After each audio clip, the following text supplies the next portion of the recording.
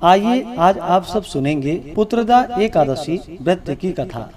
आप सभी भक्तों को पुत्रदा एकादशी व्रत की ढेर सारी शुभकामनाएं।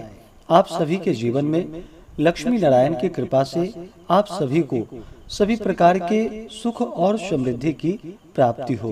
पुत्रदा एकादशी का व्रत वर्ष में 2 बार मनाया जाता है। एक पौष मास शुक्ल पक्ष के दिन और दूसरा श्रावण मास शुक्ल पक्ष के दिन पुत्रदा एकादशी का व्रत धारण किया जाता है। यह व्रत सभी प्रकार के पापों को नष्ट करने वाली है। पद्म पुराण के अनुसार सांसारिक सुखों की प्राप्ति और पुत्र इच्छुक भक्तों के लिए पुत्रदा एकादशी व्रत को पुण्य फलदायी माना गया है। संतानहीन या पुत्रहीन जातकों के लिए यह व्रत को बेहद अहम माना जाता है। तो आइए सुनते हैं पुत्रदा एकादशी व्रत की कथा। तो बोलिए प्रेम से भगवान विष्णु की जय, माता लक्ष्मी की जय। एक बार युधिष्ठिर ने भगवान श्री कृष्ण से कहा कि हे केशव, श्रावण मास के शुक्ल पक्ष की एकादशी का क्या नाम है और इसका क्या महात्म्य है, कृपा करके आप मुझसे कहिए। श्री कृष्ण जी बोले कि हे राजन, अब आप ध्यान पूर्वक इसकी कथा सुनो। द्वापर युग में राजा महिजीत, जो कि महिष्मती नगरी में राज्य करता था, परंतु पुत्र न होने के कारण वह अत्यंत दुखी रहता था और पुत्र प्राप्ति के लिए अनेक प्रकार के प्रयत्नों को करता था। अनेक प्रकार की चेष्टाएं करने पर भी उसको आनंद देने वाला पुत्र रत्न प्राप्त नहीं हुआ।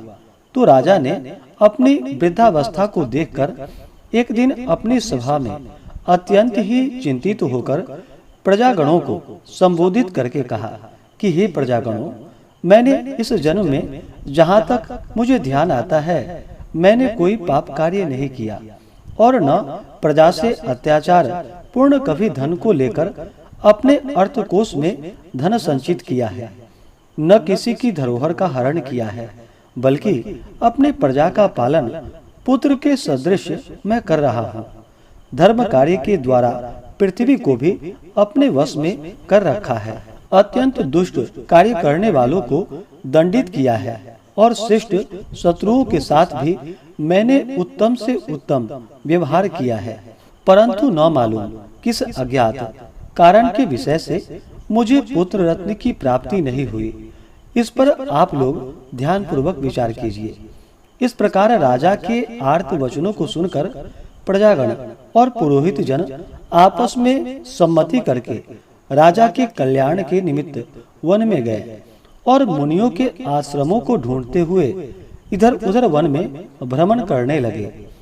उसी वन में उन्होंने अत्यंत ही घोर तपस्या करते हुए निराहार जीतात्मा जीत क्रोध महात्मा लोमस मुनि का दर्शन किया, जो कि सर्व धर्म तत्ववेत्ता एवं सर्वशास्त्र पारंगत दीर्घायु थे, जिनके की कल्प के अंत में केवल लोम ही गिरते थे। इसी कारण से उनका नाम लोमस पड़ गया। इस प्रकार उन त्रिकालज्ञ महात्मा लोमस को देखकर सब लोग अत्यंत ही हर्षित होकर उनके निकट जाकर यथोचित रूप से उन्हें प्रणाम किया और उनके पास स्थित हो गए। लोमस मुनि ने सब लोगों को देखकर यह प्रश्न किया कि आप लोग यहाँ पर किस कारण से आए हो और यहाँ पर क्यों स्थित हो गए हो। तब सब मुनियों ने कहा कि हे महाराज, हम सब लोग अपने कष्ट से निवृत्त होने के लिए आपके शुभ स्थान पर आए हैं। वह कष्ट यह है कि हमारा महिजीत नामक राजा, जो कि अत्यंत ही धर्मात्मा है, परंतु वह पुत्रहीन है। इस दुख से उसे अत्यंत ही व्याकुल देखकर आपके शरण में तपस्या करने के हेतु हम सब एकत्रित हुए हैं। राजा के अहोभाग्य से हम सब लोगों को आपका दर्शन प्राप्त हुआ है, क्योंकि महात्मा एवं मुनियों के दर्शन मात्र से ही मनुष्यों के कार्य सिद्ध हो जाते हैं।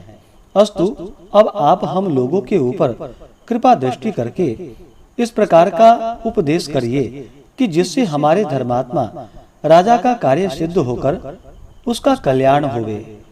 प्रजाजनों की इस प्रकार बातें सुनकर क्षण भर तक ध्यान मग्न होकर राजा के पूर्व जन्म के वृतांत को समझकर लोमस जी ने कहा यह राजा पूर्व जन्म में अत्यंत ही घोर पापी और महादरिद्र जाति का वैश्य था।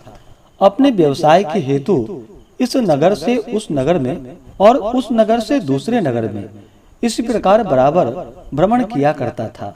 एक समय की बात है कि ज्येष्ठ मास के शुक्ल पक्ष की एकादशी को मध्याह्न काल के समय प्यास से अत्यंत व्याकुल होकर जल के लिए कोई उत्तम स्थान को ढूंढने लगा।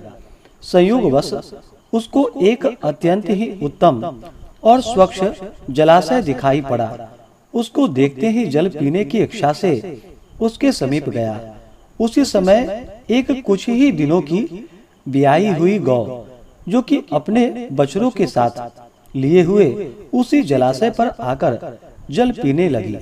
उस समय इस बनिए ने उस जल पीती हुई गौ को हटाकर स्वयं ही जल को पिया।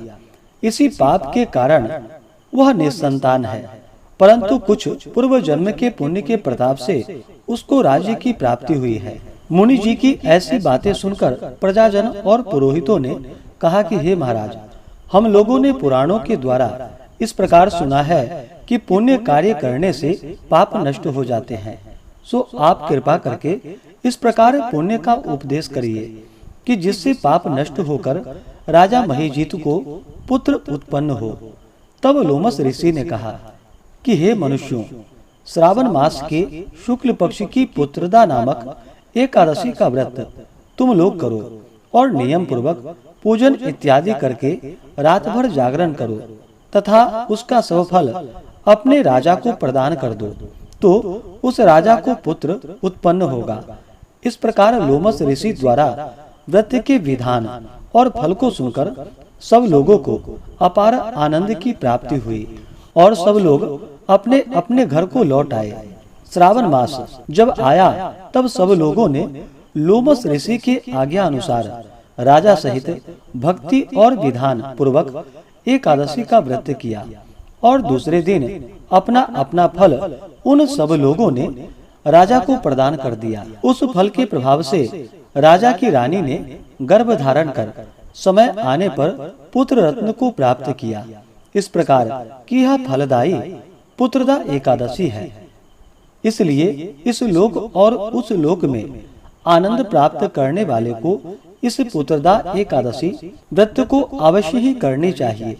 इस एकादशी का महात्म्य पढ़ने और सुनने से घोर पाप से मुक्ति होती है। तो बोलिए प्रेम से भगवान विष्णु की जय, माता लक्ष्मी की जय, एकादशी माता की जय, भगवान श्री कृष्ण की जय। इसी प्रकार से ज्ञानवर्धक जानकारियाँ प्राप्त करते रहने के लिए हमारे इस चैनल पे अगर आप नए हैं तो चैनल को लाल बटन दबा करके सब्सक्राइब करें, साथ में बेल आइकन घंटी को दबाएं ताकि वीडियो का नोटिफिकेशन आपको समय से मिलता रहे।